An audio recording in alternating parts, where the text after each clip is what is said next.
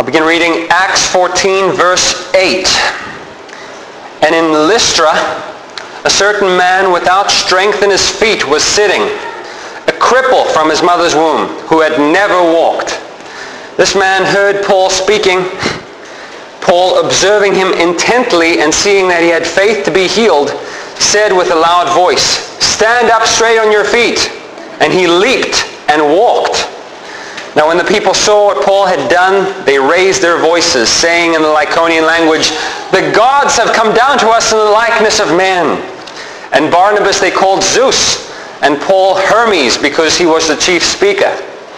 Then the priest of Zeus, whose temple was in front of their city, brought oxen and garlands to the gates, intending to sacrifice with the multitudes. But when the apostles Barnabas and Paul heard this, they tore their clothes and ran in among the multitude, crying out and saying, "Men, why are you doing these things? We also are men with the same nature as you, and preach to you that you should turn from these useless things to the living God, who made the heaven, the earth, the sea, and all that are in them, who in bygone generations allowed all nations to walk in their own ways. Nevertheless, he did not leave himself without witness, in that he did good, gave us rain from heaven and fruitful seasons, filling our hearts with food and gladness." And with these sayings, they could scarcely restrain the multitudes from sacrificing to them. Then Jews from Antioch and Iconium came there, and having persuaded the multitudes, they stoned Paul and dragged him out of the city, supposing him to be dead. However, when the disciples gathered around him, he rose up and went into the city. And the next day he departed with Barnabas to Derbe. We are looking at Paul's first missionary journey. Paul and Barnabas left Antioch of Syria. They went to Cyprus. Then they went to Antioch in Pisidia. This is all on our map. Last week we saw them travel to Iconium, where the Jews stirred up the Gentiles and they plotted to stone Paul and Barnabas, but they heard about it, so they left and they went to Lystra, right there. And they preached there. Ordinarily, Paul and Barnabas, first thing they had to do is what? Go to the synagogue of the Jews. But there is no mention here of the synagogue. Probably was none. Probably, it's very possible this place was not the biggest place in the world. Probably didn't have a large Jewish population. Paul did not start by saying, "Hey everyone, guess what? The Messiah is here. The Son of David is here," or anything like that. They wouldn't know what he's talking about. He doesn't do that. Rather, we find him outside, maybe in the marketplace or something like that, and he's preaching to these Lycaonians. And Luke starts us off with an account of a miracle. Now, Paul has done many miracles before. Just in Iconium, we read that they did a number of miracles. But this is the first recorded specific miracle that we read from the Apostle Paul, where he heals a man who is lame. And in verse 8, as we go through our text, Luke basically tells us about this man. He tells us the same thing 3 times. He starts off and he says, "In Lystra, a certain man without strength in his feet was sitting." And you're like, okay, I get it. And he's like, no. He was a cripple from his mother's womb. Okay, I understand. No. Who had never walked. You get it now? Okay, we get it. Yes. This man is in a desperate situation, helpless condition, has never walked. Okay, what happens? Verse 9. This man heard Paul speaking. Paul, observing him intently and seeing that he had faith to be healed, said with a loud voice, "Stand up straight on your feet." And he leaped and walked. So Paul is preaching to this crowd. I don't know if there was a crowd gathered. Maybe they're just kind of walking by. I don't know. But there is this one man who's listening. And Paul sees him. And it says he had faith to be healed. Some have suggested, I have no clue, I'm just saying, some have suggested that perhaps Paul was telling of accounts where Jesus had healed people or something like that. And this man believed and was like, "Oh, I wish Jesus was here to heal me." I don't know, it doesn't say that, but it's a possibility. But in some way, I don't know how, Paul understands that this person believes, and he believes that he could be healed.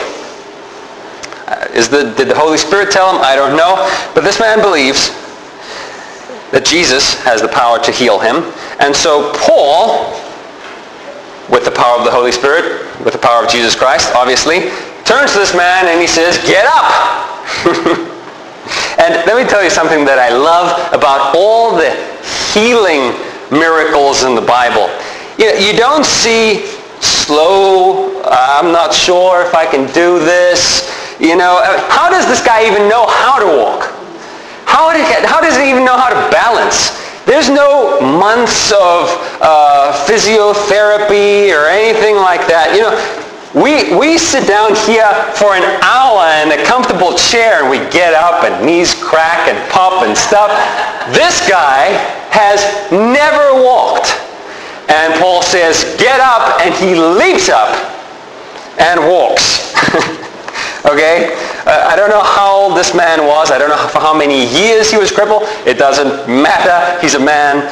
And he just jumps up instantly. That's the power of Christ. For God, nothing is impossible. Okay? Now, having seen that, Luke does not spend a lot of time on this. There are other passages where the whole focus of the passage is the miracle. Not here. The only reason he mentions this miracle is not to get into what happened with him, but because he wants to get to what occurred because of the miracle. Alright? So this is what happens. Verse 11. It says, now when the people saw what Paul had done, they raised their voices, saying in the Lycaonian language, the gods have come down to us in the likeness of men. And Barnabas they called Zeus, and Paul Hermes, because he was the chief speaker. Now, keep in mind, Paul has been preaching in Greek. All right? Greek was what we call the lingua franca of the Roman Empire. It was the language that people used who did not have a common language. Like we speak English today. There are people here whose first language is not English, but we use English because that's the common language for everyone. Well, back then in the Roman Empire, everyone may have had their own native language, but they also spoke Greek. So Paul is preaching in Greek. And so these people from Lystra, they're Lycaonian, and so they have their Lycaonian language, but they also understand Greek. Paul and Barnabas do not speak Lycaonian. This is going to be important as the story goes on. All right, so they see the miracle, and they say, the gods have come down to us. In Lycaonian, they say, the gods have come down to us. Now, keep in mind, when they say they've come down, it's not from heaven, because the gods didn't live in heaven. They lived on Mount Olympus. So they've come down from the mountain, okay, in the form of men. And they call Barnabas Zeus, and they call Paul Hermes. In the King James, it says, I don't know if any of you are reading the King James right now, it says Barnabas they called Jupiter, and Paul they called Mercury, or Mercurius. Okay, the Greek text says Zeus and Hermes, because those are the Greek names of the gods, but the Romans had the equivalent. You have Aphrodite, who's Venus, and you have Poseidon, who's Neptune, and stuff like that. But, okay, so they say, okay, Zeus and Hermes. And they say, why do they call Paul Hermes? Because, it says, he was the chief speaker. You're like, well, so what? Well, because Hermes was the messenger of the gods, and so he would be the guy speaking. Because back then, what you had was they assigned to different gods different areas of life. You had your god of war, and your god of wisdom, and your god of love, and your god of agriculture, and all these things. And you say, well, thank goodness we don't have those kind of superstitions anymore. We all believe now in one true God who is over all, right? Yet, in how many churches today, there are people, they don't say there are many gods, but they have many saints who are over certain aspects of life, and that's why you have Saint Nicholas, who is the protector of sailors, and you have Saint George, who's the protector of the army, and you have Saint whatever, who's the protector of something else.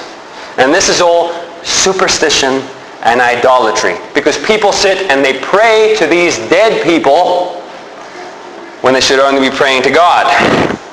But let's keep on going. Another reason, this is interesting. Another reason why they may call these two Zeus and Hermes. Why do they come up with these two specific deities? Well, in ancient mythology, there was this very interesting story. There was this story that, because many times in ancient mythology the gods came down in the form of man. There was this specific story that took place in this same region. Okay, not a true story, it's a myth, but it took place in the same region, where indeed Zeus and Hermes came down. And they looked for hospitality, and they went to 1,000 homes, and no one opened the door to them. Finally, they went to the home of this poor elderly couple that let them in and gave them food and wine and all these things.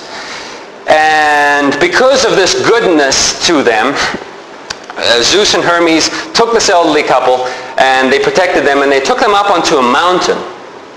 And they sent a flood which destroyed the rest of the valley because those people were so wicked and inhospitable to them. Now, it's very possible that these people would know this story because it was a story that supposedly took place in their own region. So now they see these two strangers that have come out of nowhere, and they do something supernatural, and they're thinking, oh no, they're back, and we better be nice to them this time, because last time they were here, they destroyed us all for not being nice to them. Maybe, just a thought. It's possible. It's possible. And so what do? They want to worship them. They want to worship them and give them the honor that is due to them. And look at verse 13. Then the priest of Zeus, whose temple was in front of their city, brought oxen and garlands to the gates, intending to sacrifice with the multitudes. Here, this guy with the ox and flowers all around it, and like, let's kill it. Sacrifice it to these people. All right. Well, and Paul and Barnabas, up until this point, they hadn't figured out what's going on until they see the guy with the bull ready to sacrifice, and they're like, oh, no. We thought they were just excited because they saw a miracle. That's not what's going on here. This is what happens. Verse 14. But when the apostles, Barnabas and Paul, heard this, they tore their clothes and ran in among the multitude, crying out and saying, men, why are you doing these things? Let's stop right there for a moment. They realize what's going on. They tear their clothes. This doesn't mean they tore everything. They would grab up here and pull down and rip it. And it was a sign of great displeasure. People would do this when they saw an abomination, when there was some blasphemy going on. Do you remember during Jesus' trial, we'll call it a trial, it wasn't really, but during Jesus' trial, the high priest says to Jesus, I put you under oath. Tell me right now, are you the Son of God? And Jesus says, it is as you say. And it says the high priest tore his clothes. It was like, oh, blasphemy. That's what they did. They tore their clothes when they saw something that they couldn't stand, that it was so outrageous. Of course, Jesus wasn't blaspheming, but here these people are. These people have grown up in Judaism. They didn't have idolatry. They didn't have any of these things. And so, I mean, in their time at least, in the past they did. But and so they can't handle this kind of idolatry. So they tear their clothes, and they're horrified, and they go in and they say, stop, please, just stop what you're doing. And I can't help but I wonder what Paul and Barnabas would think if they knew that centuries later, not pagans like this, but people who call themselves Christians, people who have been baptized in the name of the Father, the Son, and Holy Spirit, would be bowing down and kissing images of them, of Paul and Barnabas. I wonder what they would think of that. Anyhow, they run into the crowd. What do they say? So they say, verse 15, they say, men, why are you doing these things? We also are men with the same nature as you. Stop right there. He says, we are anthropy. He doesn't, where it says we are men, okay. Andres is men. Anthropy means human beings. He's not saying we are men as in contrast to women. He's saying we are human beings as in contrast to gods. We're not gods. We're human beings with the same nature as you. And he says, and we preach to you that you should turn from these useless things to the living God who made the heaven, the earth, the sea, and all the things that are in them. From this point on, what we have is Paul's first recorded message. It's not really a sermon. It's just a couple of verses.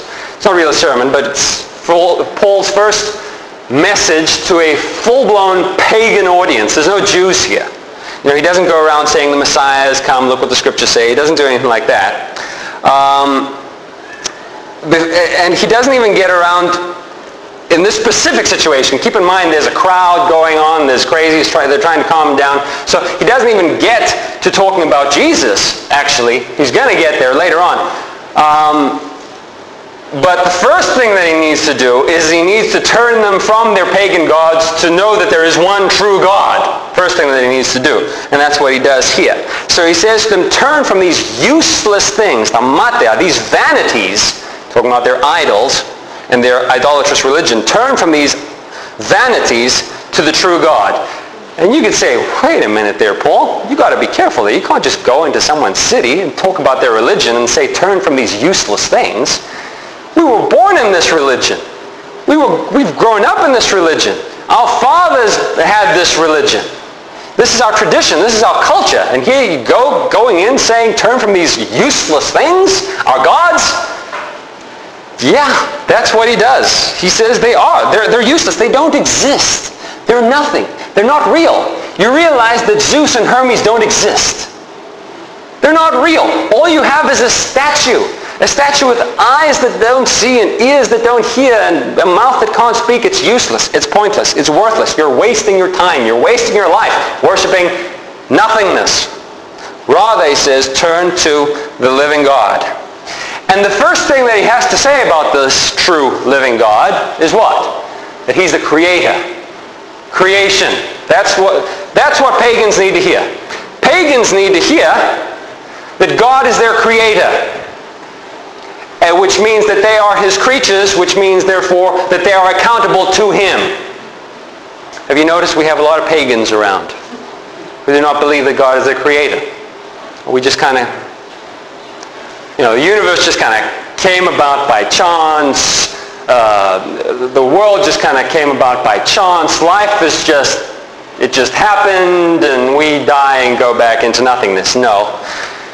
Paul says, no, there is a God. He created everything. He created seas and sky and the earth and everything that is in them, and you need to turn to him and worship him. Look at verse 16. Speaking of God, it says, who in bygone generations allowed all nations to walk in their own ways. This is interesting here. I want you to realize here that he is drawing a distinction between, in the Old Testament times, between Israel and the rest of the nations. Because if he was talking to Jews, he wouldn't say this. Do you remember in Pisidian Antioch when he was in the synagogue and he was talking to Jews, first thing that he said was what? He didn't say God in past times let you go your own way and do your own thing. No. He said God chose our fathers. He chose Abraham, Isaac, and Jacob. He sent prophets. He gave us the law. He gave us scriptures. He did not leave Israel to go do their own thing. The rest of the nations, though, he said, in the past, he just let them go. He did not treat them the same way. Did God treat the Egyptians the same way that he treated the Israelites? He did not. Did God treat the Canaanites the same way that he treated the Israelites? He did not. God treated Israel in a certain way, not because they were any better than everyone else. That's what they thought. That's not the reason. But because God had his own purposes and promises that he needed to fulfill. And so, Paul says God allowed you in times past to just go your own way. All nations, just do whatever. It doesn't mean that he was indifferent. It doesn't mean that he was okay with it. But he put up with it. He suffered it. He didn't destroy you all for just following these idols. Paul does not elaborate on this here because this is so short. In Acts 17, where Paul is going to be in Athens, he's talking to the Athenians, again, a group of purely pagans, and he basically says the same thing, but he elaborates on it, and he says, again, in times past, God let you just go your own way, do your own thing, but now he commands everyone everywhere to repent. Okay? In the Old Testament, God was specifically working with Israel. And he let the other nations just do their own thing. But now, no more. Now the gospel is going out to all nations. You've got to keep that in mind. Now, here's where we got something important. At this point, these Gentiles may be thinking, well, if God did not give us any special revelation, he didn't give us the scriptures, he didn't send us prophets, that means that we're not accountable. How many people today will say, well, all these people, if God just let them do their own thing and God didn't choose them and try to deal with them specifically as he did with Israel, then, if he didn't tell them, then it's not their fault for not believing. If they didn't hear it, how could they believe? Therefore, they would say, oh, they're innocent. Look at what Paul says here. Verse 17. He says, Nevertheless, he did not leave himself without witness, in that he did good, gave us rain from heaven and fruitful seasons, filling our hearts with food and gladness. He says, God did not leave you completely to your own ways. He did leave a witness. And this is basically the same thing that Paul says in Romans 1. This is very important. I want you to go see this. Please turn to the book of Romans in chapter 1. Romans chapter 1. Really quick, remind you of the context so you know what's going on here. Paul wants to explain the gospel. And he's going to get around to doing that in chapters 3 and 4. But before he explains the gospel, he needs to let everyone know, he wants to establish the fact that all people everywhere are sinners and guilty before God. That's his purpose in the first 2.5 chapters. Once we establish that everyone is guilty and a sinner before God, then we can give them the good news that Christ has died for us. Okay? And so in chapter 1, he deals with the nations and the pagans and their idolatries. Then in chapter 2, he deals with the Jews. He says, you think you're any better than the Gentiles just because you had the law? Well, you would be if you kept the law, but you didn't, so you're not any better. Okay? So he finally gets to chapter 3 and he sums it all up and he says, there is no one righteous. There is no one good. There is no one that seeks after God. All have gone their own way. All have gone astray. There's no one good, no, not one. And that's why everyone needs Christ. Okay, that's the context. So, in chapter 1, he's talking about the nations. And he's trying to establish the fact that they are also sinners and guilty and therefore need to be saved by Christ. Look at what he says in verse 18. Romans 1, verse 18. He says, For the wrath of God is revealed from heaven against all ungodliness and unrighteousness of men who suppress the truth. So they have the truth. They suppress the truth in unrighteousness because what may be known of God is manifest in them, for God has shown it to them. He says, listen, all the nations, they know, they had the truth and they suppressed it in unrighteousness. There were things that they could know about God because God has shown them. Well, what is that? Look at verse 20. For since the creation of the world, his invisible attributes are clearly seen. How? Being understood by the things that are made, even his eternal power and Godhead, so that they are without excuse. Everyone in the world can see creation. They can see the things that are made. They can see that there is an all-powerful God who made everything. They can see the sun, moon, the stars, the seas, the mountains, the animals, people, life, and they know that these things were made by God. I don't care if you live in a village somewhere. I don't care if you live on a desert island. I don't care if you live in the jungle. You know that there is a God who created everything. And Paul says, therefore, everyone is without excuse. If they reject God and make idols instead, they are without excuse. Look at verse 21. He says, because although they knew God, you see that?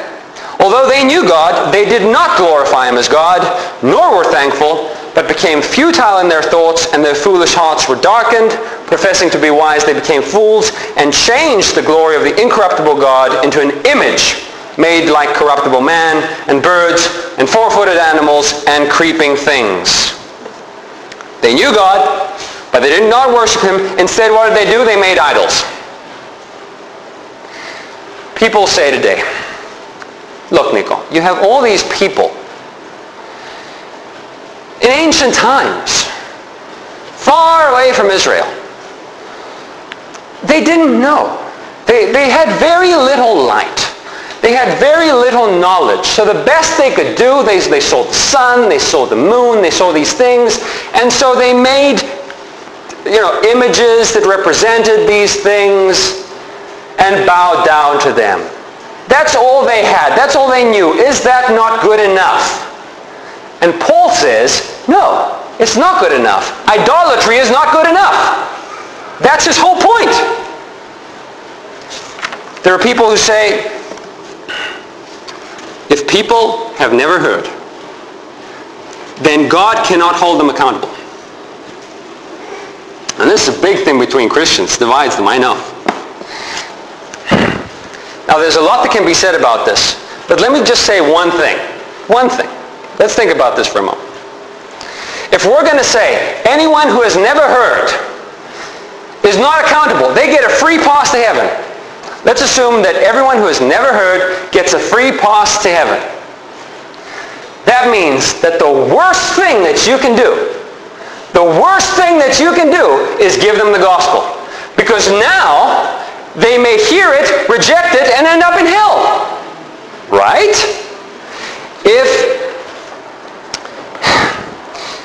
Think about the people in Lystra.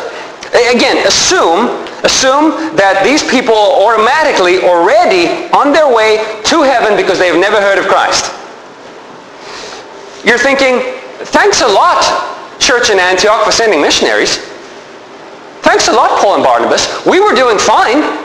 We were on our way to heaven, and now you have come, you've given us the gospel, and if we don't believe it, we're going to end up in hell. While before, we were going to heaven.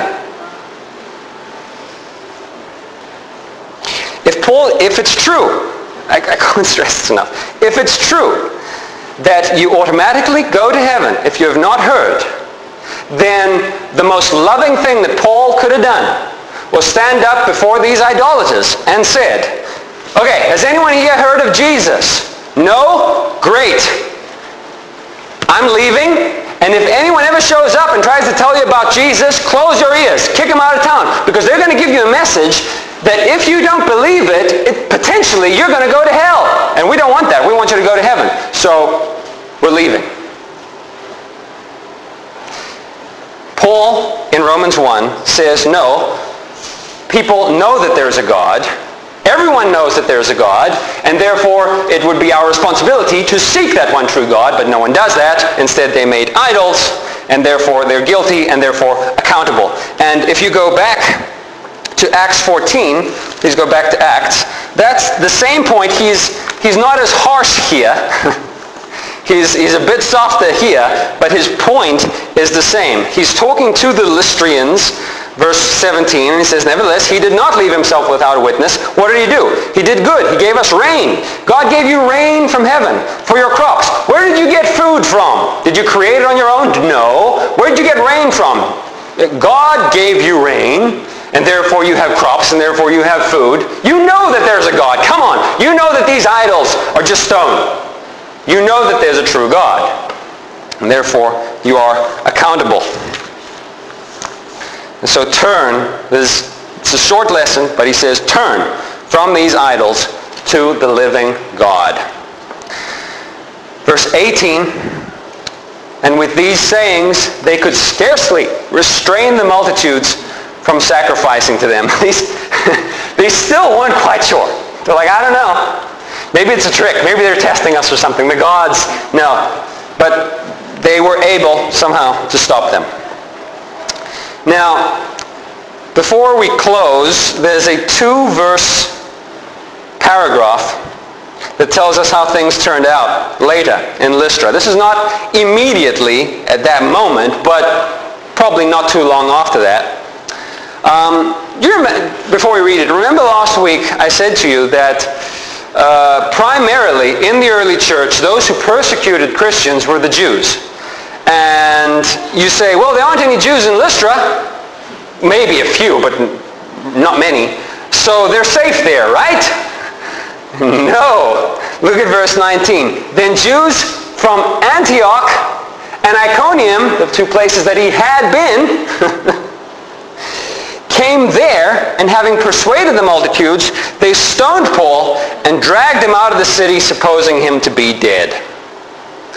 It's interesting how back when Paul was not a Christian yet, when he was, this zealous Pharisee, he was not content with persecuting Christians in Jerusalem. He wanted to go to other cities and chase after them there, like when he was going to Damascus. And here you have people who are doing the same. We are not content to kick Paul out of town. We are going to follow him where this is far away. This is not close. These are miles, dozens of miles to get to Lystra. And they follow him to find him. And you remember last week in Iconium, it says that the Jews poisoned the minds of the Gentiles against them. So it seems they pretty much do the same thing.